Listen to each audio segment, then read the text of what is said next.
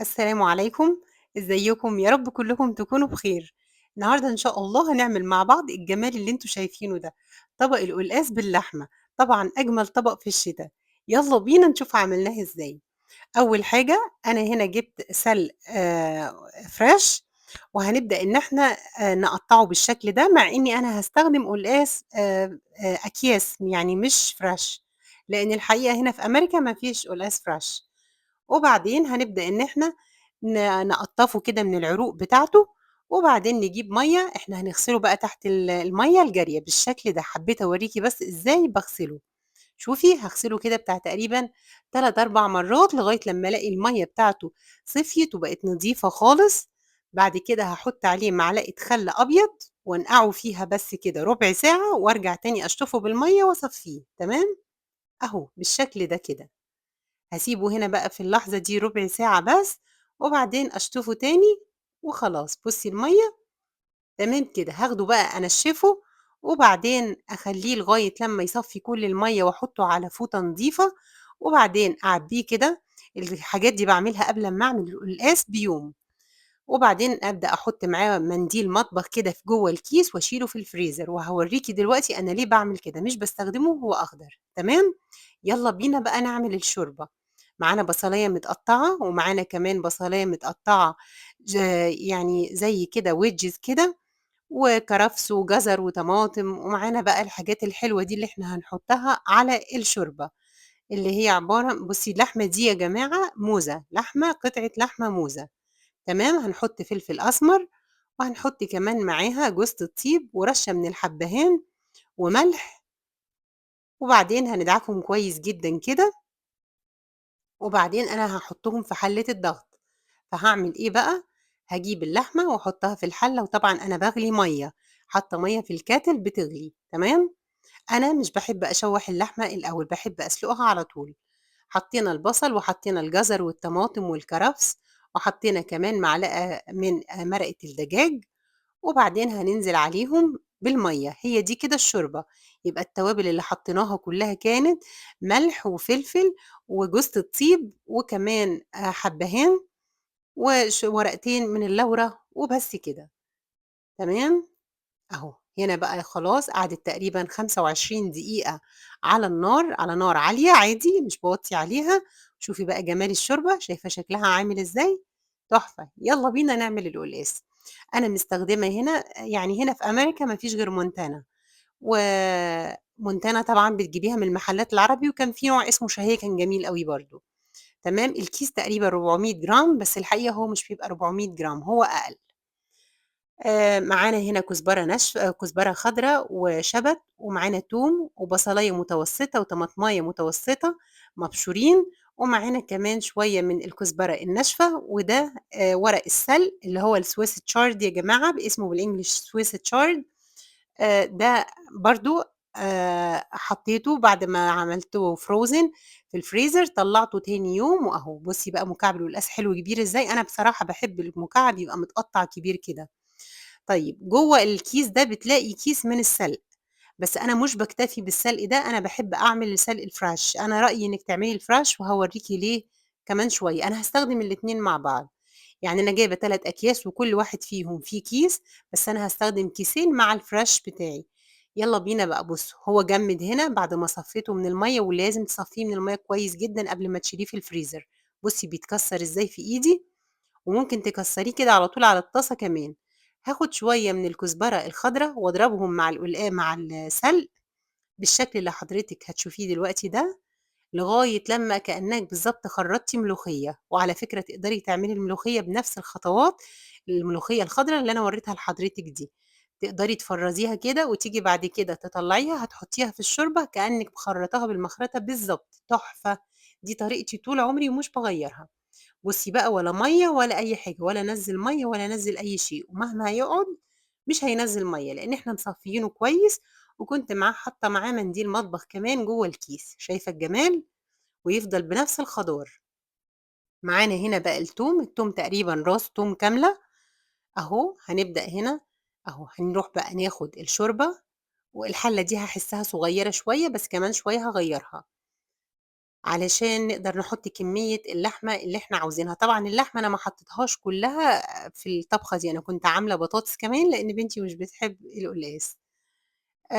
فأهو جِبت الشوربة غليت، عصرت عليها نُص ليمونة، وبعدين هابدأ أنزل بقى عليها كده على الشوربة المغلية دي بالقلقاس. ليه شِلت مَج منها؟ لإن أحيانًا القلقاس المُجمّد بالذات بيبقى ممكن يكون شارب مَيّة، أنتِ مش عارفة هُم مجمّدينه إزاي، فقلّلي شوية شوربة ممكن لو احتجتيهم بعد كده عادي حُطّيهم. بُصّي بقى، أهو حطّيت الكزبرة، بقيت الكزبرة الخضرا والشبت، وأنا باحب جدًا فيه شبت. بُصّي، أول كده ما ألاقيه غِلي وبقى حلو خَد غلوة كده أو 2، هانزل بطماطماية معاها المبشورة، وبعدين دلوقتي هانزل بالبصلاية اللي أنا بشرتها وحطيتها على جنب. الخطوة دي يا جماعة دي طريقتي في القلقاس، أنا باعشق القلقاس بالطريقة دي طول عمري. بجد جرّبي التريكات دي حقيقي هتقولي لي أنتِ كان عندِك حق، هتشوفي إزاي هيدّيكِ طعم جميل.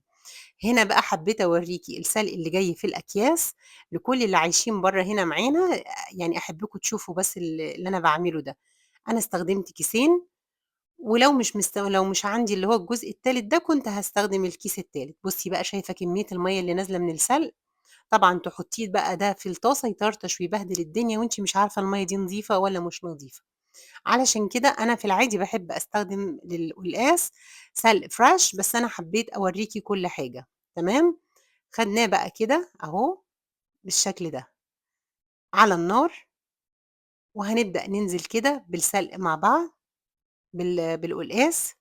بُصّي أهو، طبعًا أنا جِبت بقى معلقة سمن بلدي ونزلت فيها السلق، ويعني معلقة كبيرة أو معلقتين، نزلنا بقى بالسلق بالشكل ده علشان نبدأ إننا نحمّره. بُصّي، أول ما يبدأ بقى هتبُصّي تلاقي يبدأ يبان فيه كده في الطروف تصفَر شوية بالشكل ده، هنبدأ ننزل. أنا كل ده ما حطيتش توم، كل ده سمن بس. لمّا اللون بقى يبدأ إن هو يغيّر كده وتبدئي تشوفي أطرافه كده متحمّرة، هنبدأ ننزل بالتوم، تمام، بالشكل ده، وقلّبي كويس جدًا.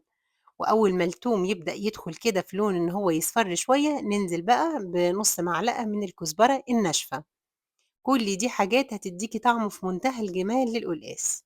مش بنحطه بقى كده على الحلة على طول لأ، هنشوف دلوقتي هنعمل إيه، هناخده ونروح على الخلاط، نحط شوية شوربة وننزل بيه بالشكل ده. ده بقى بيدّيكِ طعم ولون وكل حاجة. بُصّي شوية شوربة، هاكمّل كمان شوية شوربة وهاضربه كويس جدًا. باحب السلق ده يبقى ناعم خالص ومش باين، وبيدّيني بقى طعم ولون وكل حاجة تحفة للقلقاس. استني دلوقتي هتشوفي كده هنعمل إيه أول لمّا نقلّبه. أهو شوفي، هنرجّعه على النار تاني ياخد غلوة واحدة بس، واحدة، لإن القلقاس مستوي. ومن فضلِك وأنتِ بتسوّي القلقاس ما تسوّيهوش 100%، سوّيه 85% وخلّي كده إيه الباقي كده عندِك علشان يعني يكمّل تسوية في السخونية بتاعته، علشان يا جماعة ما يتهريش منِّك أول لمّا تيجي تغرفيه، لازم يفضل الواحدة كده بواحدتها. يالّا هنا بقى نعمل شوية رُز، حطيت معلقة سمنة ومعلقة زيت، وبعدين بدأت أنزل عليهم بشوية من الرُز أحمّرهم. وهنا عندنا بقية الرُز المغسول أهو، أنا هنا حطيت بس نُص كوباية، والكوبايتين ونُص هانزل بيهم بقى دلوقتي أهو على الرُز المتحمّر، وأبدأ بقى أحُط عليها رشّة من الزنجبيل، ورشّة من الهيل اللي هو الحبّهان، وورقتين لورا، وشوية من الملح، ونبدأ إن إحنا ننزل بالمَيّة المغلية بتاعتنا، تمام، بالشكل ده، أهو كده. طبعًا دي أكلة الذكريات الجميلة، ما فيش بيت في مصر ما كانش بيعمل الأكلة الحلوة دي ولغاية النهارده.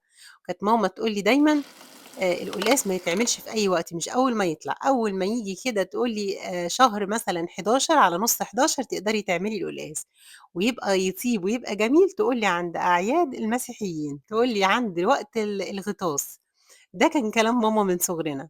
شايفين الجمال؟ بُصّوا بقى الطبق وجماله وحلاوته، حاجة كده يا جماعة مش قادرة أوصف لكم. شوفوا المكعب كده تلاقيه ماسك نَفْسه جميل ومرمّل خالص، مش قادرة أوصف لِك الطعم كان عامل إزاي والبيت كانت ريحته عاملة إزاي. اعمليها بتريكاتي وبحركاتي، وإن شاء الله، إن شاء الله بجد هتاكلي أجمل طبق قلقاس، بجد هتتبسطي منّه أوي. وأنا ما باحطش السلق أخضر أضربه في الخلاط والّا كده وأروح عاصرة مَيّته في الشوربة، يا جماعة لأ، القلقاس مش بيتعمل كده، يعني أنا آسفة بجد لكل اللي بيعمله بالطريقة دي، القلقاس لازم يتحمّر الأول السلق يتحمّر بالكامل، وبعد كده ننزّله ونضربه في الخلاط وكل حاجة.